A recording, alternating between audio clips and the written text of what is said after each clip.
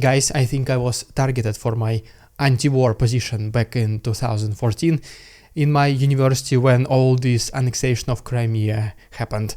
And obviously, to say the least, I was not that much in support of it. And since my university was a so-called forge of talent for the government institutions, mainly for the Ministry of Foreign Affairs of Russia, basically for students and especially for the university employees, it was completely unacceptable not to support any whatever decision Putin was making at that time.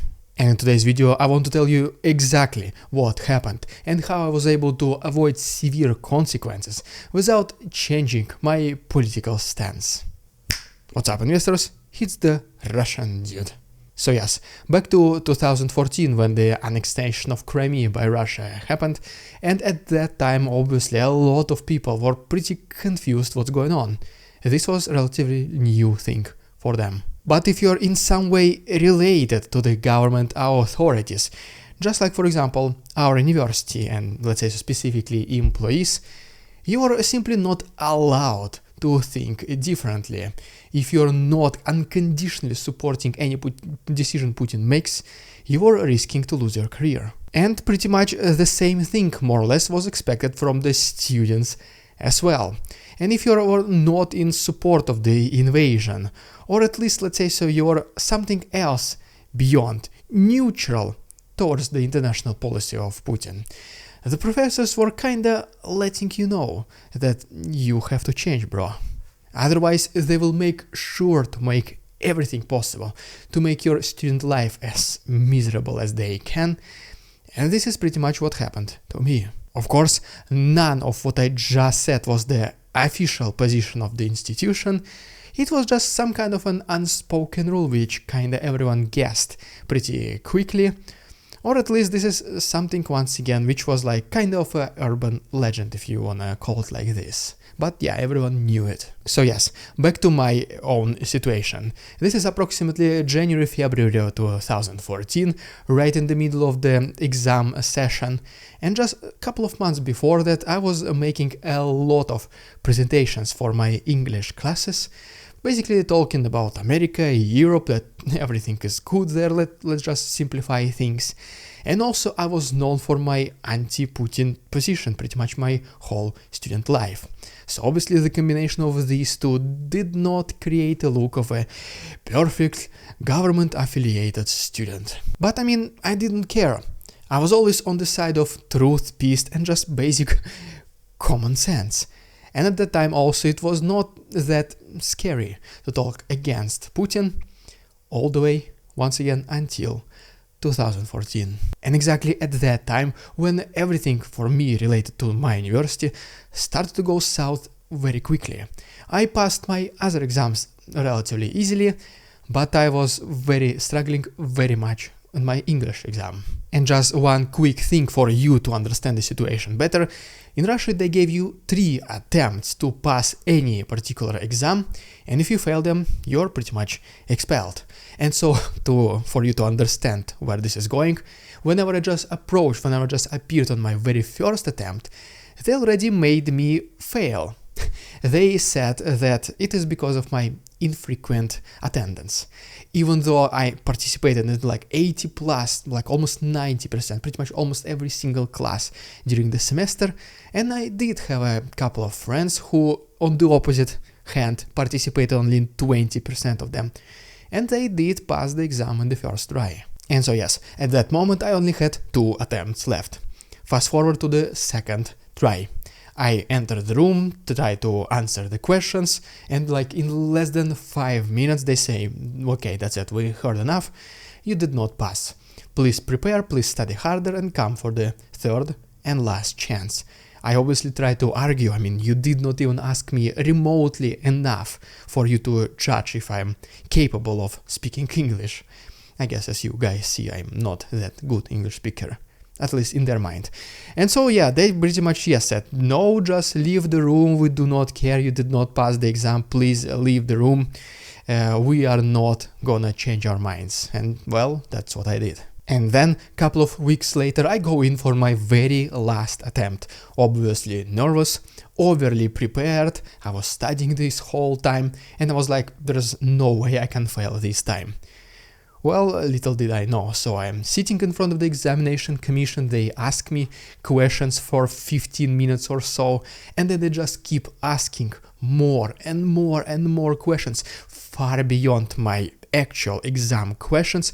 It was at that point, it was pretty much it was known, it was so obvious that they were trying to fail me. And then, after 20 or so minutes of torture, they, with like slight grins on their faces, they're like, thank you, but unfortunately, your time in this university is over. And then, with a lot of satisfaction in their voices, they said, if you want, you can reapply to the university next year and start the entire year from scratch.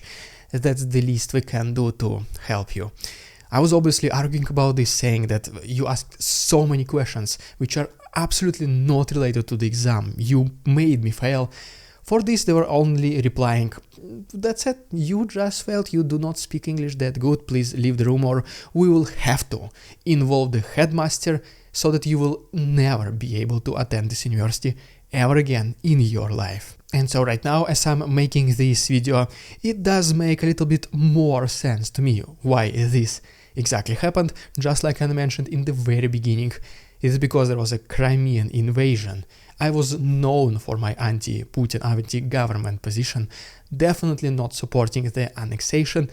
And yes, I think there was some kind of a note from above, some like instructions from above to only prioritize perfect pro-government students. Under no circumstances you can educate rebels and foreign agents, even though at that time there was no such thing. Because once again, after all, most of us were destined to government organizations, mostly the Ministry of Foreign Affairs of Russia. But so yes, now fast forward just a couple of months later, after dozens of appeals, dozens of explanations that I will pass exam, that I will study hard, I will make everything possible to do it, I was given the fourth, very final attempt. And I think it was because my very first attempt was literally taken away from me without me having any slightest chances to prove my knowledge. And pretty much, yes, at that time it was feeling like a small victory, so obviously I began to studying even harder. And still I do remember that the hardest part of that exam was the commercial correspondence in English, and I still have this feeling of this 700 pages book with the soft cover that I practically learned from the beginning until the end. Every single question, sentence, it was in my head. My friends were even opening this book on the random pages and asking me questions, and I was answering all of them like without hesitation. I was 110% ready. And I was also angry and frustrated. I was willing to prove these immoral professors that I can pass this exam, and I'm not gonna be just like them, trading their morale for some miserable principles. And so yes, the day of my fourth attempt begins. I still remember clearly it as right now. I was driving in my car in the morning in the typical traffic. Took me more than 1 hour to cover 15 kilometers, like 10 miles. I was listening at some point to a song, I Will Come Back a Winner. Might sound cringe like in the movies and everything, but at that point I was determined, I was so focused, nothing else mattered. And that day there was not that many people who were also passing the exam with their final attempts, so I entered the room relatively quickly, and so it begins. They ask me a question, I answer right away. Sometimes, I swear, it even felt like whenever they were starting to read the question, I was even picturing this specific sentence from the book on a specific page, and I already knew what the question is going to be about and how to answer it.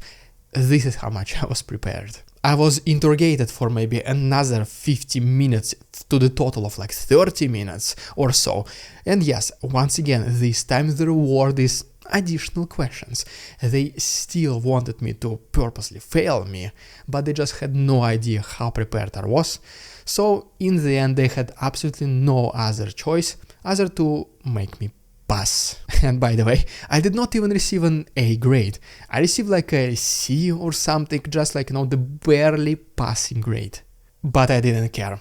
All I cared about is that I did pass this exam, was not expelled from the university just several months before the graduation, and most importantly, that I was able to show these fools who traded their dignity and accepted Putin's position just to keep their jobs. They might have thought that they allowed me to pass the exam, that I should be thankful for them for letting me to continue studying.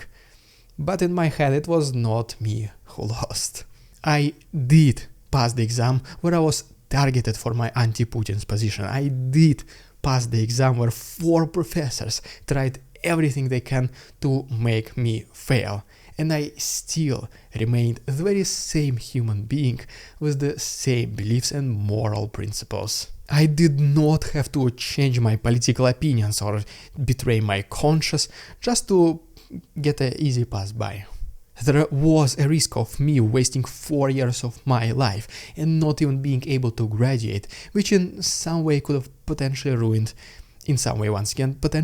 my future life. And the risk was well worth it, because no matter the situation, first of all, we should remain decent human beings. No matter how they threaten you, if you know that the beliefs they're pushing on you are the wrong ones, you should remain resilient and true to yourself. Because after all, the war eventually will be over. The leadership will change. But that specific moment when you betrayed yourself will haunt you forever. And if you couldn't stand up for yourself in the moment where it mattered the most, who else will?